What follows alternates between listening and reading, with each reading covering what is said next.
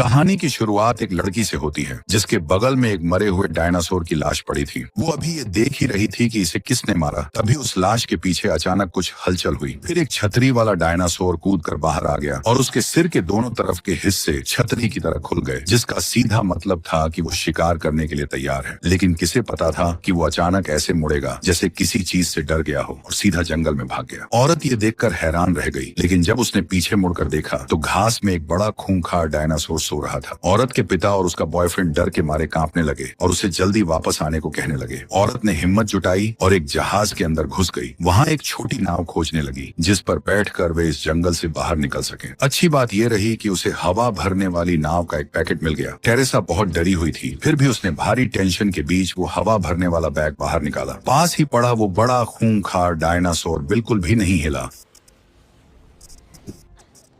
घास को खाली देखकर टेरेसा को लगा कि वो कोई सपना देख रही है, लेकिन उसने कोई भी लापरवाही नहीं की और जल्दी से नाव पर चढ़ गई। किससे पता था कि वो बड़ा खूंखार डायनासोर पानी पीने गया था। उसने जितनी जल्दी हो सका अपने पिता, बहन और बॉयफ्रेंड को नाव पर बैठा दिया। तभी उस बड़े खूंखार डायनासोर ने मुड़कर देखा। उसे पास आते देख वे सब लोग पूरी ताकत से नाव चलाने लगे, ये सोचकर कि गहरे पानी में जाकर वे बच जाएंगे। लेकिन उस बड़े खूंखार डायनासोर को भी कोई जल्दी नहीं थी। वो धीरे धीरे तब तक चलता रहा जब तक पानी उसके सिर तक नहीं पहुंच गया और फिर वो बड़ी आसानी से पानी के अंदर गोता लगा गया। इन कुछ हमलों में भी वो बड़ा खूंखार डायनासोर उन्हें पकड़ नहीं पाया। जब वे पानी के ऊपर आए तो टेरेसा के पिता ने डायनासोर का ध्यान अपनी तरफ खींच लिया, जिससे वे तीनों थोड़ी देर के लिए तैरकर एक सुरक्षित जगह पर चले गए। लेकिन छोटी बेटी बेला अभी भी पीछे रह गई थी और वो हवा वाली नाव के नीचे फंसी हुई थी। आवाज सुनकर उस बड़े खूंखार डायनासोर ने तुरंत अपना निशाना बदल लिया और उस नाव पर पैर रखकर देखने लगा कि ये कौन सी चीज है। जब उसने देखा कि इसे कुचला नहीं जा सकता तो उसने बिना सोचे समझे उसे सीधे अपने मुंह में डाल लिया। किसे पता था कि इस बड़े खूंखार डायनासोर के दांत उतने मजबूत नहीं थे और इस खींचातानी में बेला उसके मुंह से छूट गई। तीन बड़े शिकार तो पहले ही हाथ से निकल चुके थे। अगर अब इस छोटी बच्ची को भी वो नहीं खा पाया तो आगे चलकर वो खूंखार कैसे कहलाएगा। अब ये तो बहुत बुरा हुआ। चोट तो कम लगी लेकिन बेइज्जती बहुत ज्यादा हो गई। उस बड़े खूंखार डायनासोर को चिढ़ते हुए सिर हिलाकर वहाँ से जाना पड़ा। टेरेसा का परिवार भी बहुत किस्मत वाला था जो इस तरह से एक और दिन जिंदा बच गया। 30 साल पहले एक आइलैंड पर बनी एक लैब में डायनासोरों को मिलाकर नए डायनासोर बनाने का प्रयोग चल रहा था। एक एक्सीडेंट की वजह से वहां पैदा किया गया एक हाइब्रिड खूंखार डायनासोर कंट्रोल से बाहर हो गया और लैब के लोगों को मारने के बाद इस लैब को बंद कर दिया गया। फिर ये जगह डायनासोरों के पनपने का अड्डा बन गई। 30 साल बाद लोग डायनासोर के वापस लौटने की बात को धीरे धीरे भूल चुके थे। हालांकि अभी भी वे कभी कभार सड़कों पर दिखाई दे जाते थे। अब चूंकि ये चीजें अभी भी जिंदा थी तो कुछ लोग इनसे पैसा कमाना चाहते थे। जेनेटिक मेडिसिन कंपनी के मार्टिन ने एक बहुत ही खतरनाक और चालाक लड़की जोरा को खोज निकाला। मार्टिन की कंपनी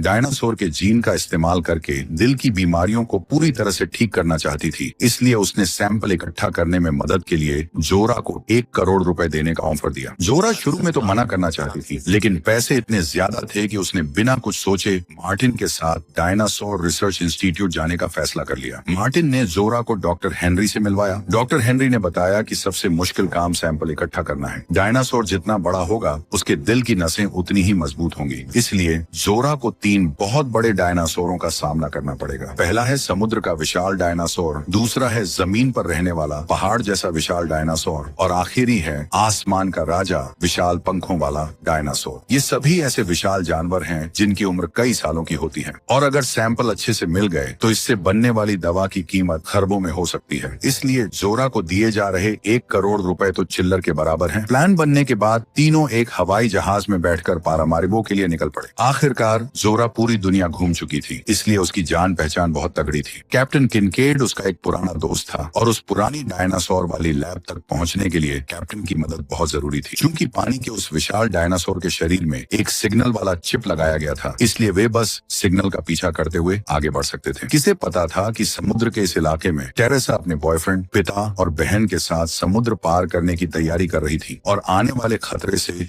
बिल्कुल अनजान थी। उसका बॉयफ्रेंड अभी सोने के लिए नीचे गया ही था कि टेरेसा ने कुछ अजीब सी चीज देखी। उसने कहा कि वो मछली का पंख नहीं लग रहा है, बल्कि किसी पीठ के कांटे जैसा दिख रहा है। और इससे पहले कि वो उसे साफ देख पाती, नाव से कुछ जोर से टकराया। पिता ने तुरंत एक रस्सी बांधी और टक्कर के निशान को देखने गए। आज तक जितनी भी मछलियां देखी गई हैं, वो बहुत बड़ी हो सकती हैं, लेकिन किसी की भी चमड़ी इतनी सख्त नहीं होती। पिता तुरंत समझ गए कि ये वही पानी का विशाल डायनासोर हो सकता है। लेकिन इससे पहले कि वे कुछ सोच पाते, वो पानी का विशाल डायनासोर समुद्र से बाहर निकल आया। एक हल्के से धक्के और हिलने डुलने से छोटी नाव का बैलेंस बिगड़ गया। नाव के अंदर जेवियर तो पूरी तरह सुन्न पड़ गया। उसकी नींद ऐसे खुली कि उसे अपनी नानी याद आ गई। बहुत मेहनत करने के बाद जेवियर आखिरकार केबिन से बाहर निकलने में कामयाब हो गया। उस समय तक पूरी नाव उल्टी हो चुकी थी और नाव के उल्टे हुए डंडे ने उसे ठीक नीचे धकेल दिया। पिता सबसे पहले तैरकर पानी के ऊपर आए और जब वे नाव पर चढ़े तो जेवियर भी फर्स्ट एड किट लेकर ऊपर आ गया। लेकिन ठीक उसके पीछे इस पूरे हंगामे की वजह मौजूद थी। नाव पर मौजूद लोग घबराकर चिल्लाने लगे कि जल्दी से ऊपर आ जाओ, हम तुम्हें बचा लेंगे। किस्मत वाले इस परिवार में इस बार किसी की जान नहीं गई, लेकिन पानी के उस विशाल डायनासोर के साथ उनका आमना सामना अभी खत्म नहीं हुआ था। जल्द ही कैप्टन को उनके बचाव के लिए भेजा गया रेडियो सिग्नल और सही लोकेशन मिल गई। इंसानियत के नाते परिवार को ज्यादा देर तक जोरा की नाव का इंतजार नहीं करना पड़ा। हालांकि ये सिग्नल वाली लाइट घर लौटने से पहले की आतिशबाजी नहीं थी, बल्कि जबरन घुसने की चेतावनी देने वाली लाइट थी।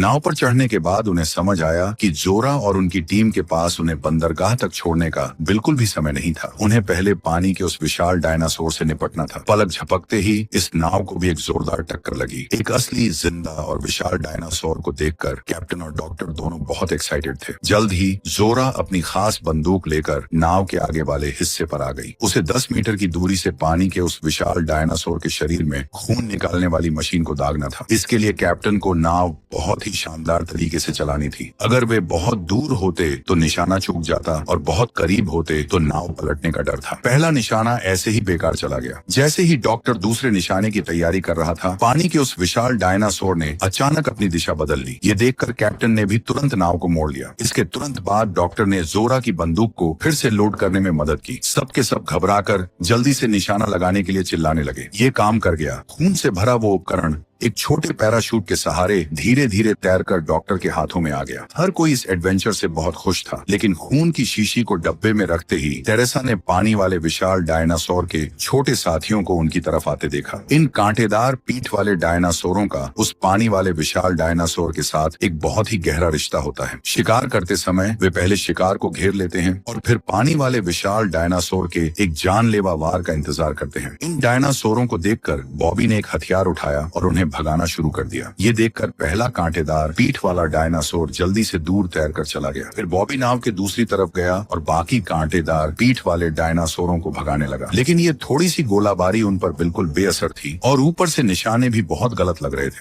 न सिर्फ कैप्टन बेबस महसूस कर रहे थे, बल्कि बाद में आने वाले कांटेदार पीठ वाले डायनासोर भी इसे और बर्दाश्त नहीं कर सके। बॉबी को खतरे में देख बाकी लोग उसे पीछे हटने के लिए चिल्लाने लगे, लेकिन तब तक बहुत देर हो चुकी थी। बेला डर के मारे बुरी तरह चीखने लगी और समुद्र में गिरने ही वाली थी कि पिता ने एक छलांग लगाई, एक हाथ से उसे पकड़ा और अपने टूटे हुए पैर को फंसाकर बिल्कुल सही समय पर एक शानदार बचाव पूरा किया। इस समय कैप्टन ने भी जरा सा भी टाइम बर्बाद नहीं किया। पूरी स्पीड बढ़ाई और नाव को आइलैंड की तरफ दौड़ा दिया। अंदर जोरा और बाकी लोगों ने पहले ही बाहर निकलने की तैयारी के लिए हवा भरने वाले उपकरण निकाल ली। इस बीच टेरेसा ने रेडियो से मदद मांगनी चाहिए, लेकिन मार्टिन ने उसे जबरदस्ती रोक दिया। उनकी धक्का मुक्की के बीच टेरेसा ने अपनी पूरी ताकत लगाई और खुद को नाव के किनारे की तरफ धकेल लिया, जबकि मार्टिन बस उसे रोकने की नाकाम कोशिश करता रह गया। और जान बचाने के लिए उसने सीधे पानी में छलांग लगा दी। टेरेसा को पानी में कूदता देख जेवियर ने भी बिना एक पल सोचे एक सर्फ बोर्ड लिया और उसके पीछे कूद गया। नाव पर मौजूद पिता को समझ नहीं आ रहा था कि ये क्या हो रहा है, लेकिन अब पीछे हटने का कोई रास्ता नहीं था। अपने परिवार को एक साथ रखने के लिए उन्होंने बेला की हिम्मत बढ़ाई और फिर वे दोनों भी हाथ पकड़कर समुद्र में कूद पड़े। पानी के अंदर उस विशाल डायनासोर ने इस परिवार की ये सब हरकतें देखी और उसे समझ आ गया कि अपने शिकार को कैसे फंसाना है। इसलिए अपनी पूरी ताकत लगाते हुए उसने एक एक ही जोरदार टक्कर में नाव को पहाड़ के किनारे दे मारा। नाव बुरी तरह से चट्टानों से रगड़ खाने लगी और टूटने की कगार पर पहुंच गई। इस खौफनाक नजारे को देखने के बाद कैप्टन ने सभी को तुरंत नाव से कूदने के लिए कहा। कैप्टन को पक्का विश्वास था कि अगर वे अभी नहीं कूदे तो कोई भी जिंदा किनारे तक नहीं पहुंच पाएगा। जल्द ही समुद्र में कूदने वाले बाकी सभी लोग धीरे धीरे तैर कर किनारे पर आ गए। हर कोई कैप्टन के इस फैसले का बहुत शुक्रगुजार था, लेकिन जैसे ही एक लेडी क्रू मेंबर भारी सामान को खींचने की कोशिश कर रही थी, पास में ही एक कांटेदार पीठ वाला डायनासोर अचानक खड़ा हो गया। सब लोग घबराकर नीना को आवाज लगाने लगे, लेकिन किस्मत का कोई भरोसा नहीं होता। बेचारी नीना इसी तरह इस ग्रुप से हमेशा के लिए अलग हो गई। अब नाव भी चली गई थी तो टीम को अपना सामान पैक करना पड़ा और अपना मिशन पूरा करने के लिए आइलैंड के अंदर जाना पड़ा। इस बीच टेरेसा और उसका बॉयफ्रेंड जल्दी ही अपने पिता और बहन से मिल गए। वे जिंदा बचने की उम्मीद में अकेले ही आगे बढ़ने की तैयारी कर रहे थे। इन पत्थरीली गुफाओं से गुजरते हुए जेवियर ने उस पुरानी दुनिया को देखा जिसने उसे पूरी तरह हैरान कर दिया था। चूंकि ये आइलैंड कभी डायनासोर के प्रयोग का अड्डा था, इसलिए यहाँ पानी निकालने के कई पाइप थे। जब तक वे इन पाइपों के सहारे आगे बढ़ते रहेंगे, वे आखिरकार उस मशीन वाली लैब को खोजने में कामयाब हो ही जाएंगे। सबने एक लंबा सफर तय किया और शाम तक टेरेसा और बाकी लोग इतने थक गए थे कि वे जोर जोर से खर्राटे लेने लगे। ये देखकर जेवियर के पास कोई रास्ता नहीं बचा, इसलिए उसे खुद ही पहरा देना पड़ा। जैसे ही वो वहाँ से हटा, बेला को कुछ आवाज सुनाई दी। उसने चारों ओर देखा और एक छोटे डायनासोर को बाहर आते हुए देखा। उसे थोड़ा प्यारा और मासूम देखकर बेला ने अपनी बची हुई मसालेदार खाने की चीजों से उसे अपनी तरफ बुलाया। किसे पता था कि खाने के बाद ये छोटा जानवर भी बेला की नकल करते हुए वहीं सो जाएगा। वहीं थोड़ी ही दूरी पर जेवियर मौका देखकर हल्का होने गया ही था, तभी किसे पता था कि ताजा गोश्त का स्वाद चखने के लिए दो छोटे डायनासोर उसके पीछे आ गए हैं।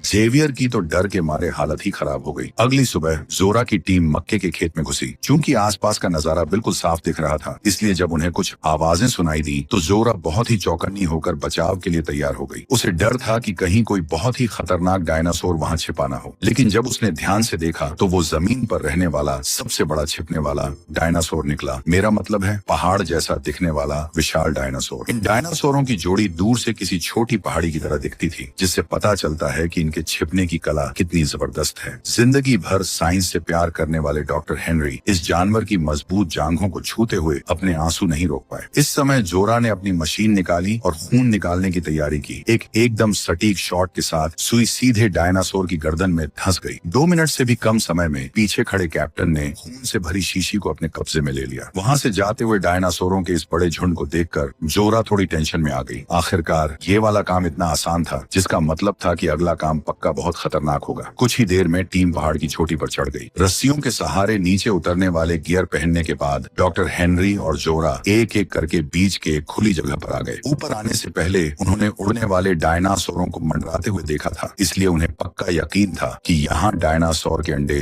जरूर होंगे। इसे देखकर हेनरी ने तुरंत अपनी मशीन निकाली और उसे अंडे के अंदर डाल दिया। शुरू में उन्होंने कहा था कि वे बड़े, जिंदा और जवान डायनासोरों की तलाश में हैं, लेकिन अब अंडे के पानी से भी काम चल रहा था। जोरा ने ये देखकर एक अजीब सी स्माइल दी, जैसे कह रही हो कि क्या मेरा मजाक बनाया जा रहा है। लेकिन अब जब बात यहाँ तक आ गई थी तो परेशान होने की कोई जरूरत नहीं थी। आखिरकार मार्टिन उसे पूरे 1 करोड़ देने वाला था। इस समय बाहर दाढ़ी वाला आदमी कीलें ठोक रहा था और उसकी एक पल की लापरवाही से विशाल पंखों वाला डायनासोर उड़कर वापस आ गया। अंदर मौजूद दोनों ने जब देखा कि उड़ने वाला डायनासोर अपने घोंसले में लौट आया है तो वे तुरंत अलग हुए और पत्थर के खंभों के पीछे छिप गए। इस भाग दौड़ में अभी अभी भरा गया अंडे के पानी का डब्बा भी गिर गया। बाहर मौजूद टीम के साथी को डर था कि उन दोनों को जिंदा चबा लिया जाएगा, इसीलिए उसने डायनासोर का ध्यान भटकाने के लिए अपना हथौड़ा फेंक दिया। अब ये तो बहुत ही बढ़िया हुआ, उस डायनासोर ने अपने अंडों की परवाह भी नहीं की। आज तो उसे किसी इंसान को मारकर ही दम लेना था। ऊपर टीम का साथी पूरी जान लगाकर बचने की कोशिश कर रहा था और नीचे फंसा डॉक्टर अपनी जान जोखिम में डालकर सैंपल तक पहुंचने की कोशिश कर रहा था। और फिर ऊपर वाला साथी उस डायनासोर का नाश्ता बन गया। मार्टिन ने ये हालत देखी और सोचा कि अगर वो अभी नहीं भागा तो वो भी जिंदा खा लिया जाएगा। इसीलिए वो और कैप्टन जल्दी से सीढ़ियों से नीचे भागे। नीचे मौजूद डॉक्टर आखिरकार छलांग लगाकर दूसरी तरफ पहुंच गया, लेकिन किसे पता था कि जैसे ही उसने सैंपल उठाया, डब्बा सीधा उछलकर दूर गिर गया और तभी उसकी रस्सी भी टूटकर 2 हिस्सों में बंट गई। डॉक्टर हेनरी की किस्मत भी बहुत जबरदस्त थी। इतनी ऊंचाई से गिरने के बाद भी उन्हें एक खरोंच तक नहीं आई और आखिर में वो सैंपल भी सीधे उनके सामने ही आ गिरा। इस बीच किस्मत वाले उस परिवार ने कई मुसीबतों का सामना करने के बाद आखिरकार डायनासोर वाली लैब का बेस ढूंढ ही लिया। जल्द ही वे जोरा और बाकी लोगों के साथ मिल गए जो पहले ही वहां पहुंच चुके थे। जोरा ने बताया कि उसने आने से पहले ही एक हेलीकॉप्टर बुक कर लिया था, इसलिए उन्हें बस यहीं रुककर इंतजार करना था। लेकिन किसी ने सपने में भी नहीं सोचा था कि 30 साल से सुनसान पड़ी इस जगह पर अभी भी बिजली चालू होगी। जैसे ही लाइट जली, इसने तुरंत कई खूंखार डायनासोरों को अपनी तरफ खींच लिया। इन डायनासोरों को देखकर सब के सब यहाँ वहाँ भागने लगे। कुछ लोग सुपरमार्केट में घुसे, मार्टिन गाड़ी के नीचे छिप गया। कैप्टन और डॉक्टर सीधे उस पुरानी लैब में भागे। सिर्फ जोरा ही थी जो अपनी जगह पर डटी रही, और जब उसे एहसास हुआ कि डायनासोरों ने उसे देख लिया है तो वो बिना कुछ कहे मार्टिन के बगल में घुस गई।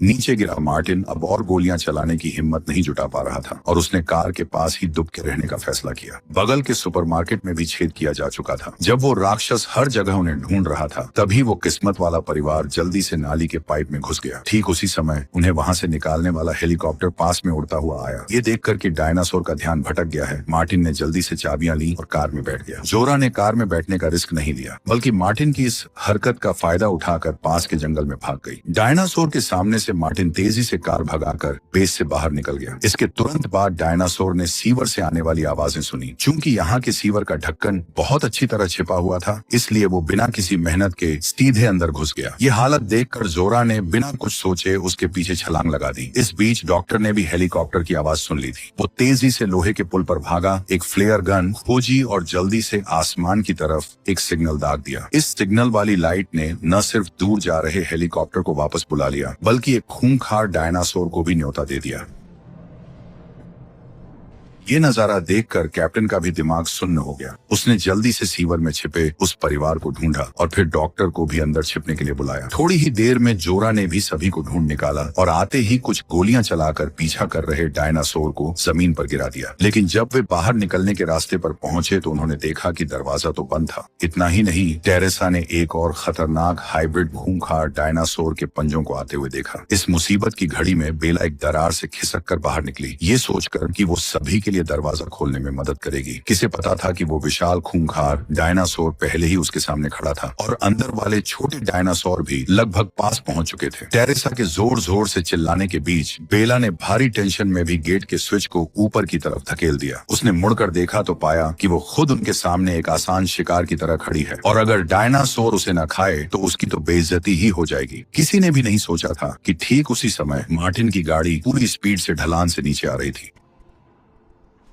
मार्टिन के गाड़ी से टक्कर मारने की वजह से बाकी लोग तुरंत वहां से सुरक्षित निकलने में कामयाब हो गए। जोरा ने भी कैप्टन के साथ मिलकर पीछा कर रहे उस खूंखार डायनासोर को सुरंग के अंदर ही बंद कर दिया। हालांकि मार्टिन की किस्मत इतनी अच्छी नहीं थी। पूरी टीम एक सुनसान बंदरगाह पर इकट्ठा हुई। नाव अभी तक नीचे नहीं उतारी गई थी कि बड़े सिर वाला खूंखार डायनासोर धीरे धीरे उनके सामने आ गया। ये जानवर रोशनी की तरफ खींचा चला आता था, इसलिए कैप्टन ने एक सिग्नल वाली लाइट ली और जबरदस्ती तेज रोशनी करने की सोची। उसने इन अजनबियों के लिए खुद की जान दांव पर लगाने की पूरी तैयारी कर ली थी, जिनसे वो अभी कुछ ही समय पहले मिला था। इस पल में इंसानियत की चमक उसके हाथ में मौजूद लाइट से भी ज्यादा चमकदार थी। सिग्नल वाली लाइट पानी से नहीं बुझती थी, लेकिन इसे फेंकने की बजाय हाथ में रखना शायद हवा से बुझ जाने का डर था। अब बाकी लोग कुछ नहीं कर सकते थे, बस चुपचाप तमाशा देखने वालों की तरह कैप्टन को अपनी जान पर खेलते हुए देख सकते थे। कैप्टन द्वारा बड़े सिर वाले खूंखार डायनासोर को दूर ले जाने के समय का फायदा उठाते हुए जोरा स्पीड बोट को नीचे उतारने में कामयाब हो गई। उसने बाकी लोगों को जल्दी से नाव पर चढ़ने को कहा और फिर लगातार कैप्टन का नाम जोर जोर से पुकारने लगी, जिससे बड़े सिर वाला डायनासोर कामयाबी से उसकी तरफ मुड़ गया। बड़े सिर वाले खूंखार डायनासोर ने जोर से दहाड़ लगाई और रास्ता साफ देखकर मुड़कर आइलैंड की तरफ वापस चला गया। जोरा की टीम अभी ज्यादा दूर नहीं गई थी कि उन्होंने एक नई सिग्नल लाइट देखी। रोशनी करके थोड़ा खोजने पर उन्हें जल्द ही बाल बाल बचे कैप्टन मिल गए। लेकिन इस समय सिग्नल लाइट चाहे कितनी भी चमकदार क्यों न हो, बड़े सिर वाला खूंखार डायनासोर उसे नहीं देख सकता था और भागने वाली नाव चाहे कितनी भी धीमी क्यों ना हो, पानी का वो विशाल डायनासोर उसे पकड़ नहीं सकता था। कैप्टन की पूरी प्रोफेशनल टीम मारी गई थी, लेकिन वो किस्मत वाला परिवार